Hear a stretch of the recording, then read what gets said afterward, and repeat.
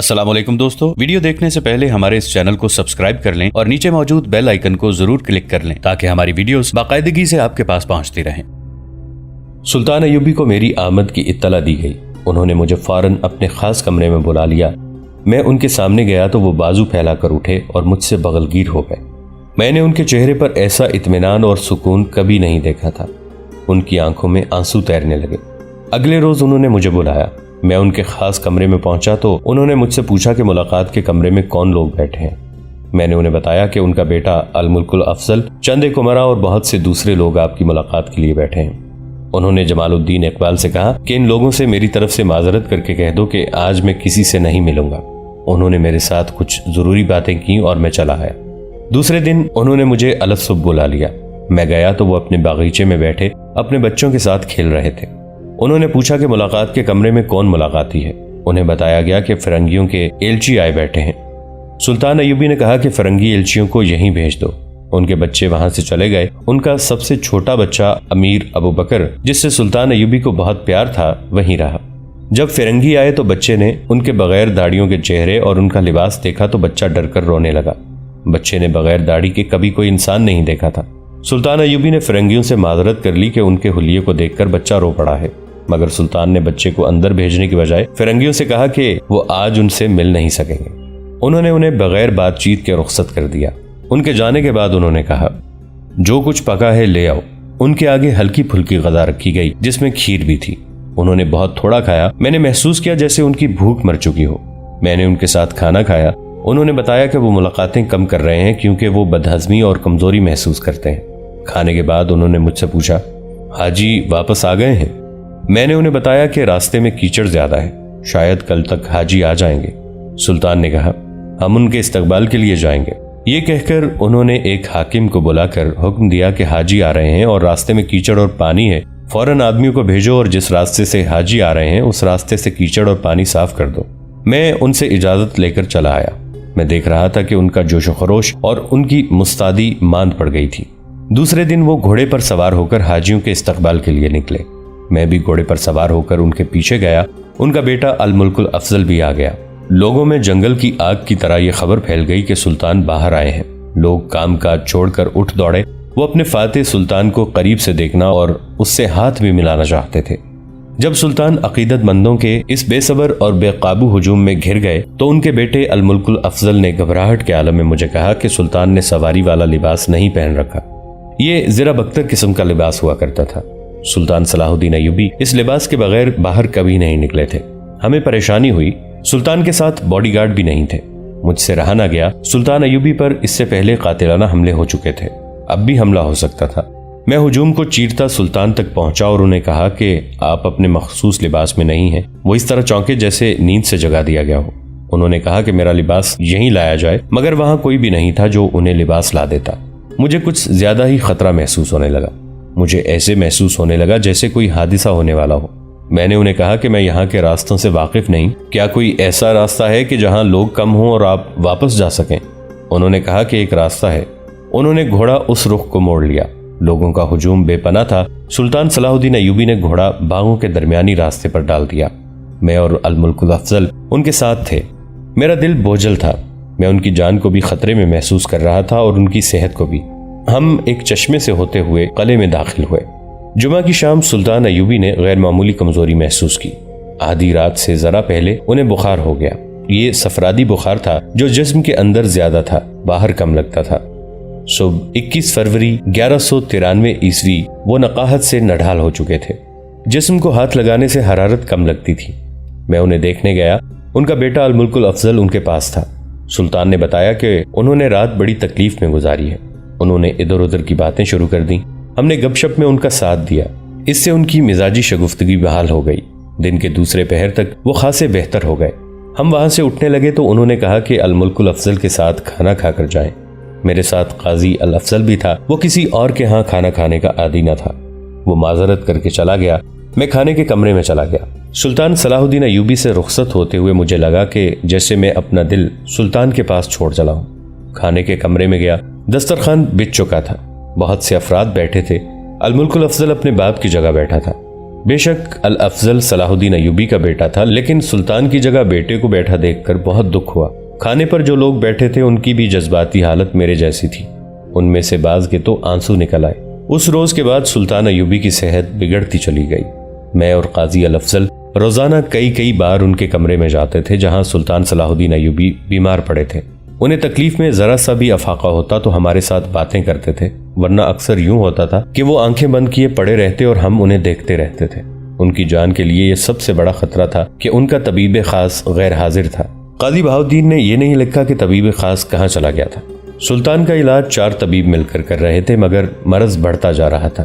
بیماری کے چوتھے روز 4 طبیبوں نے فیصلہ کیا کہ سلطان صلاح الدین ایوبی کے جسم سے خون نکال دیا جائے۔ اسی وقت سلطان کی حالت زیادہ بگڑ گئی اور ان کے بعض اہم غدودیں بیکار ہو گئے۔ اس سے ان کے جسم میں اندر کی رطوبتیں خشک ہونے لگیں۔ سلطان ایوبی نقاہت کی آخری حد تک جا پہنچے۔ چھٹے دن ہم نے انہیں سہارا دے کر بٹھایا۔ انہیں ایک دوائی دی گئی جس کے بعد ہلکا گرم پانی پینا ضروری تھا۔ پانی لایا گیا، اسے ہلکا گرم ہونا چاہیے تھا۔ سلطان ایوبی کے منہ سے پیالہ لگایا گیا تو انہوں نے کہا کہ پانی بہت گرم ہے۔ انہوں نے نہ پیا۔ پانی ذرا ٹھنڈا کر کے لایا گیا تو سلطان نے کہا کہ یہ بالکل ٹھنڈا ہے۔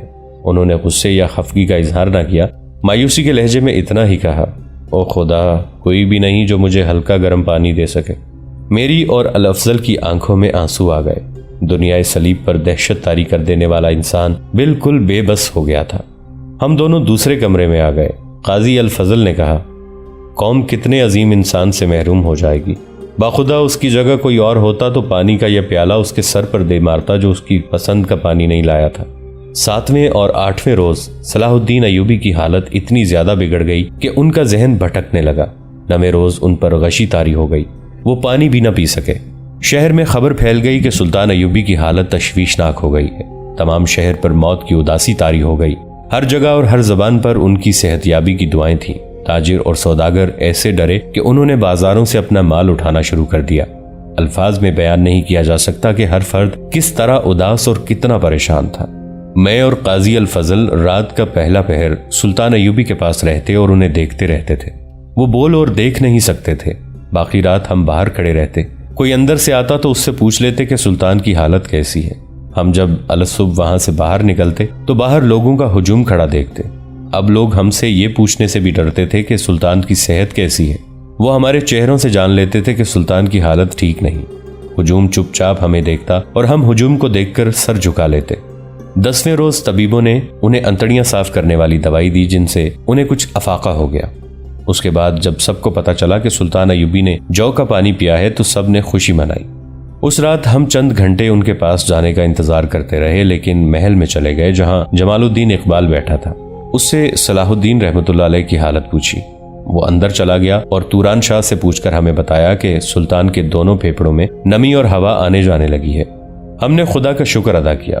ہم نے جمال الدین سے کہا کہ خود جا کر دیکھے کہ باقی جسم پر پسینے کے آثار ہیں یا نہیں۔ اس نے اندر جا کر دیکھا اور واپس آ کر بتایا کہ پسینہ بہت آ رہا ہے۔ یہ ایک خوشخبری تھی۔ ہم سکون اور اطمینان سے چلے آئے۔ دوسرے دن جو منگل کا دن سفر کی 26 تاریخ اور سلطان صلاح الدین ایوبی کی علالت کا 11واں روز تھا، ہم سلطان کو دیکھنے گئے لیکن اندر نہ جا سکے۔ ہمیں بتایا گیا کہ پسینہ اس قدر زیادہ نکل رہا ہے کہ بستر میں سے ہوتا ہوا فرش پر ٹپک رہا ہے۔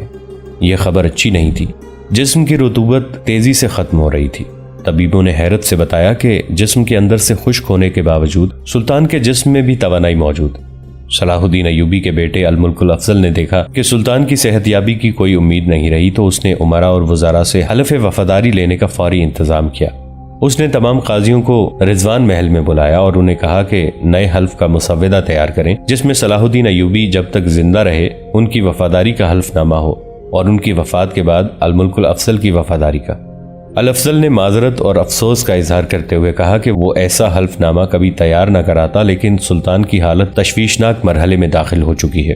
حلف نامہ تیار ہو گیا۔ دوسرے دن حلف اٹھانے کے لیے متعلقہ عمرا اور وزراء کو بلایا گیا۔ سب سے پہلے دمشق کے گورنر سعید الدین مسعود نے حلف اٹھایا۔ اس کے بعد نصر الدین آیا جو صہیون کا گورنر تھا۔ اس نے اس شرط پر حلف اٹھایا کہ جس قلعے کا وہ گورنر ہے وہ سلطان ایوبی کے وفات کے بعد اس کی یعنی نصر الدین کی ذاتی ملکیت سمجھا جائے گا۔ تمام عمرا، وزراء اور گورنروں نے حلف اٹھا لیا۔ 2-3 نے اپنی شرائط منوا کر حلف اٹھایا۔ حلف نامے کے الفاظ یہ تھے: اس لمحے سے میں متحدہ مقصد کی خاطر صلاح الدین ایوبی کا وفادار رہوں گا جب تک کہ وہ زندہ ہیں۔ ان کی حکومت کو برقرار رکھنے کے لیے انتھک اور مسلسل کوششیں کرتا رہوں گا۔ اس کی خاطر اپنی جان، اپنا مال، اپنی تلوار اور اپنی فوج اور اپنی رعایا کو وقف کیے رکھوں گا۔ میں اس کا ہر حکم مانوں گا اور اس کی ہر خواہش کی تکمیل کروں گا۔ میں خدا کو گواہ ٹھہرا کر اعلان کرتا ہوں کہ سلطان کے بعد میں یہی وفاداری اس کے بیٹے الافضل کے لیے وقف کر دوں گا اور اس کے بعد الافضل کے بیٹوں کے لیے۔ میں خدا کو حاضر ناظر جان کر اس کے احکام کی تعمیل کروں گا۔ اس کے لیے میں اپنی جان، اپنا مال، اپنی تلوار اور اپنی فوج کو وقف کیے رکھوں گا۔ میں اپنے حلف وفاداری میں خدا کو گواہ ٹھہراتا ہوں۔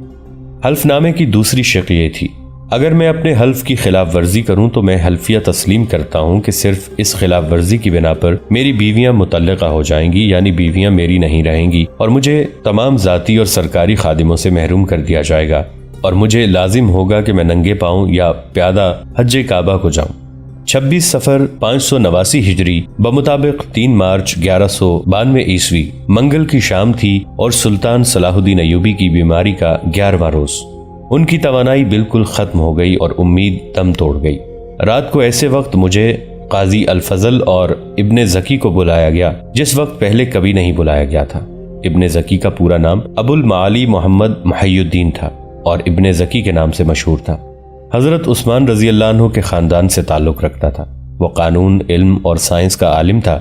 صلاح الدین ایوبی رحمۃ اللہ علیہ اس کا بہت احترام کرتے تھے۔ جب سلطان ایوبی نے یروشلم فتح کیا تو مسجد اقصی میں پہلے جمعے کا خطبہ دینے کے لیے سلطان ایوبی نے انہی کو منتخب کیا تھا۔ بعد میں اسے دمشق کا قاضی مقرر کر دیا گیا۔ ہم گئے تو الملک الافضل نے کہا کہ ہم تینوں ساری رات ان کے ساتھ رہیں۔ وہ سوگوار تھا اور گھبرایا ہوا بھی۔ قاضی الفضل نے اعتراض کیا اور کہا کہ رات بھر لوگ باہر کھڑے سلطان کی صحت کی خبر کا انتظار کرتے رہے ہیں۔ اگر ہم ساری رات اندر رہے تو وہ کچھ اور ہی سمجھ لیں گے اور شہر میں غلط خبریں پھیل جائیں گی۔ الافضل سمجھ گیا۔ اس نے کہا کہ ہم لوگ چلے جائیں۔ ہماری بجائے اس نے امام ابو جعفر کو اس مقصد کے لیے بلا لیا کہ اگر رات کو صلاح الدین ایوبی پر نزع کا عالم طاری ہو گیا تو امام اس کے سرانے قرآن پڑھے گا۔ ہم وہاں سے آ گئے۔ اس کے بعد امام ابو جعفر نے سلطان صلاح الدین ایوبی کی آخری رات کی جو رویداد سنائی وہ میں تحریر کرتا ہوں۔ اس نے بتایا کہ اس نے سلطان کے سرانے قرآن خوانی کی۔ اس دوران سلطان پر کبھی غشی طاری ہو جاتی، کبھی ہوش میں آ جاتے اور کبھی ان کا ذہن بھٹک جاتا۔ آدھی رات کے بعد 27 صفر 589 ہجری بمطابق 4 مارچ 1193 کی تاریخ شروع ہو چکی تھی۔ امام ابو جعفر نے بتایا، میں 22ویں پارے کی سورہ الحج پڑھ رہا تھا۔ جب میں نے پڑھا خدا ہی قادر مطلق ہے، برحق ہے اور وہ مردوں کو زندہ کرتا ہے اور وہ ہر چیز پر قدرت رکھتا ہے، تو میں نے سلطان صلاح الدین ایوبی کی نحیف سی آواز سنی۔ وہ کہہ رہے تھے، یہ سچ ہے، یہ سچ ہے۔ یہ ان کے آخری الفاظ تھے۔ اس کے فوراً بعد صبح کی اذان سنائی دی۔ میں نے قرآن بند کر دیا۔ اذان ختم ہوتے ہی سلطان صلاح الدین ایوبی نہایت سکون اور اطمینان سے اپنے خالق حقیقی سے جا ملے۔ امام ابو جعفر نے مجھے یہ بھی بتایا کہ اذان شروع ہوئی تو وہ ایک آیت پڑھ رہے تھے، اللہ کے سوا کوئی معبود نہیں، ہم اسی سے مدد مانگتے ہیں۔ تو سلطان ایوبی کے ہونٹوں پر مسکراہٹ آ گئی، ان کا چہرہ دمک اٹھا اور وہ اسی کیفیت میں اپنے خدا کے حضور گئے۔ میں جب پہنچا اس وقت صلاح الدین ایوبی فوت ہو چکے تھے۔ خلفائے راشدین کے بعد اگر قوم پر کوئی کاری ضرب پڑی ہے تو وہ سلطان صلاح الدین ایوبی کے انتقال کی تھی۔ قلعے، شہر، وہاں کے لوگوں اور دنیا بھر کے مسلمانوں پر غم کی ایسی گھٹا چھا گئی جو صرف خدا جانتا ہے کہ کتنی گہری تھی۔ میں نے لوگوں کو اکثر کہتے سنا ہے کہ انہیں جو شخص سب سے زیادہ عزیز ہے اس کے لیے وہ اپنی جان قربان کر دیں گے، لیکن میں نے کبھی کسی کو کسی کے لیے جان قربان کرتے نہیں دیکھا۔ البتہ میں قسم کھا کر کہتا ہوں کہ سلطان ایوبی کی زندگی کی آخری رات ہم سے کوئی پوچھتا کہ سلطان ایوبی کی جگہ کون مرنے کو تیار ہے تو ہم میں سے بہت سے لوگ اپنی جانیں قربان کر کے سلطان ایوبی کو زندہ رکھتے۔ اس روز شہر میں جسے دیکھا بے اختیار آنسو بہاتے دیکھا۔ لوگ رونے کے سوا کچھ اور سوچتے ہی نہیں تھے۔ کسی شاعر کو مرثیہ سنانے کی اجازت نہ دی گئی۔ کسی امام، کسی قاضی اور کسی عالم نے لوگوں کو صبر کی تلقین نہ کی۔ وہ خود رو رہے تھے، ہچکیاں لے رہے تھے۔ صلاح الدین کے بچے روتے چیختے گلیوں میں نکل گئے۔ انہیں روتا دیکھ کر لوگ دھاڑے مار مار کر روتے تھے۔ ظہر کی نماز کا وقت ہو گیا۔ اس وقت سلطان ایوبی کی میت کو آخری غسل دے کر کفن پہنایا جا چکا تھا۔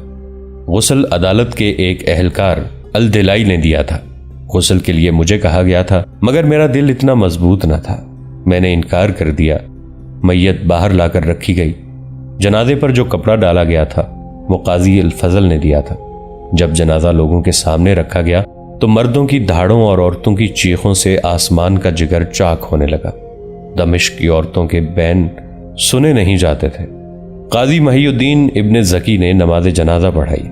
میں کچھ نہیں بتا سکتا کہ جنازے میں کتنے لوگ تھے، البتہ یہ بتا سکتا ہوں کہ سب نماز جنازہ میں کھڑے تھے، مگر نماز پڑھنے کی بجائے سب ہچکیاں لے رہے تھے اور بعض بے قابو ہو کر دھاڑے مار اٹھے۔ ارد گرد عورتوں کا بے انداز ہجوم بین کر رہا تھا۔ نماز جنازہ کے بعد میت باغیچے کے اس مکان میں رکھی گئی جہاں مرحوم نے علالت کے دن گزارے تھے۔ عصر سے کچھ دیر پہلے سلطان ایوبی کو قبر میں اتار دیا گیا۔ لوگ گھروں کو واپس گئے تو یوں لگتا تھا جیسے لاشوں کا ہجوم چلا جا رہا ہو۔ میں اپنے ساتھیوں کے ساتھ قبر پر قرآن خوانی کرتا رہا۔ میں بہاؤدین ابن شداد نے یہ یادداشتیں خلیفہ کی اجازت سے قلم بند کی ہیں اور اس تحریر کو الملک النصر ابو ظفر یوسف ابن نجم ایوب صلاح الدین ایوبی رحمۃ اللہ علیہ کی وفات پر ختم کیا ہے۔ خدا ان پر رحمت فرمائے۔ اس تحریر سے میرا مقصد خدا کی خوشنودی ہے، اور میرا مقصد یہ بھی ہے کہ اسے یاد رکھو جو نیک تھا اور صرف نیکی پر دھیان رکھو۔ ان یادداشتوں کے بعد یہ بتانا بھی ضروری ہے کہ سلطان ایوبی کی ایک خواہش یہ تھی کہ فلسطین کو صلیبیوں سے پاک کریں۔ ان کی یہ خواہش پوری ہو گئی۔ ان کی دوسری خواہش یہ تھی کہ فتح فلسطین کے فریضے کے بعد فریضہ حج ادا کریں، مگر ان کی یہ خواہش کبھی پوری نہ ہو سکی۔ اس کی وجہ بیماری نہیں تھی، بلکہ یہ کہ ان کے پاس اتنے پیسے ہی نہیں تھے۔ ان کی ذاتی جیب خالی تھی۔ ہلال نو کی درانتی سے فصل صلیبی کاٹنے والا مرد مجاہد، مصر، شام اور فلسطین کا سلطان جس کے قدموں میں سلطنت کے خزانے تھے، وہ اتنا غریب تھا کہ حج کو نہ جا سکا، اور اسے جو کفن پہنایا گیا تھا وہ قاضی بہاؤدین شداد قاضی الفضل ابن زکی نے درپردہ پیسے جمع کر کے خریدا تھا۔ آج فلسطین سلطان ایوبی کا ماتم اسی طرح کر رہا ہے جس طرح 4 مارچ 1193 عیسوی کے روز دمشق کی بیٹیوں نے بیان کیے تھے۔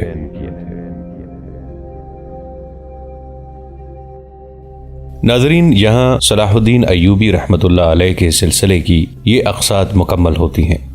اگر ان اقساط میں کسی قسم کی کوئی غلطی ہو تو اس کے لیے معذرت خواہ ہیں، اس دعا کے ساتھ کہ اللہ ہمیں اپنے اسلاف کی قربانیوں کو سامنے رکھتے ہوئے اپنی زندگی اسلام کے اصولوں پر گزارنے کی توفیق عطا فرمائے۔ ہمارا اور آپ کا اللہ نگہبان۔